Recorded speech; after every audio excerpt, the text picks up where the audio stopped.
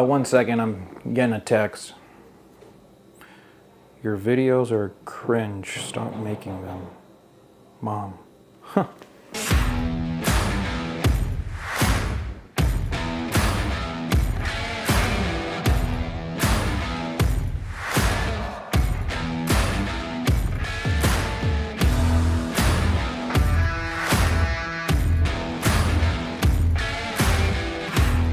What's up, everyone? Welcome back. Today I am bringing you a bonus episode on a project that I'm currently working on. You guys might be familiar with it, as I've decided to dub this arm as the Righteous Lion sleeve.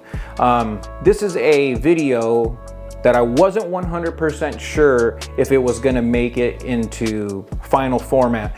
As I was editing this video, I felt like it was getting a little bit strung out. I was thinking that maybe you guys might think it was boring. So I cut it out of my first episode that I have with Ben, which was covering sessions 1 and 2. And I decided to release this as a side episode. And this is something that maybe might be a little bit more, if you're a tattoo artist, you might be into this video a little bit more, or if you're a client that likes to learn more about the design process, everything that kind of goes into that, then this might be a video that you might like. In this video, I'm diving deeper into the design process for Ben's sleeve. I did touch on it a little bit in the first episode, but I wanted to put out an episode that got more in depth in explaining everything that I did on the design of that sleeve and why. So for those of you who are interested, enjoy the video. And if you haven't already, please be sure to like and subscribe. Thanks. So what I would like to do is kind of break down my thought process on this design. So as you can see here, I went ahead and I took the tracing and I marked it on here as a different layer in yellow, so it stands out, and that way it's just a little bit cleaner than using the previous image, the photograph. A few things that I have marked here. I have the elbow, I have the ditch, and I also like to mark this little divot that's on the arm in between this part of the forearm and the elbow, because you don't want to have that amount of space, try to put a face there or something like that, but then it goes in that little divot there. It's not going to look appropriate. And you're going to show up thinking you got this image all sized out, but you do have to take into consideration the contours that the body has. So what I'm doing with this angel piece, I think if I remember correctly, I think the body's from one image, the wings are from one image. I found a head and the hair that I liked, and then the sword, I think, is a compilation of 2 different images.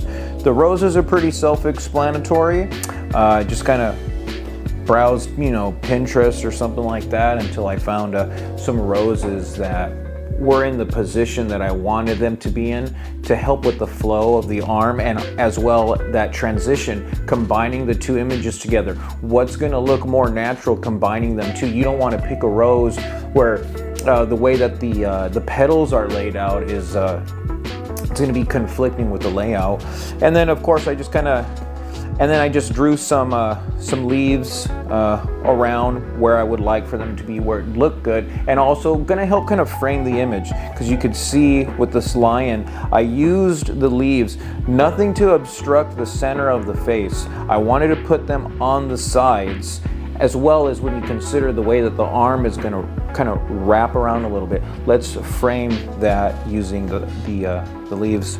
And I also kind of like bringing these little negative space, little smoky, little swooshes going through it.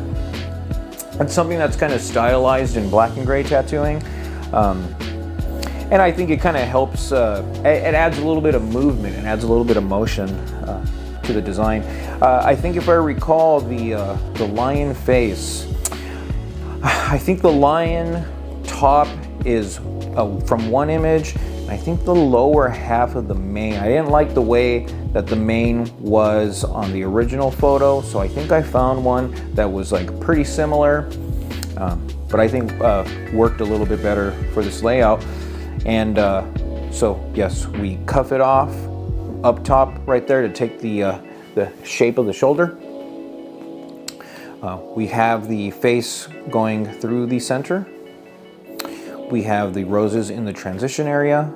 And then we have the St. Michael fitting right here in the front half of the arm. Making note to not put the wing right over the elbow. Reason for that is the elbow has the tendency to fade. So why would you put an image on the elbow that you know is eventually going to fade away? I normally like to leave the very center of the elbow open if I can. So when I create these designs, I will keep that in mind. So I made sure to keep the wing below the elbow. What I will be doing is with these swooshes, once I'm drawing on the arm, I will make sure to draw that little negative space over that center, so then you don't really have to worry too much about fading, because that section right there doesn't have any ink in it, and it helps the client out a little bit when you're not, drilling right on their elbow. So this is the game plan for round one.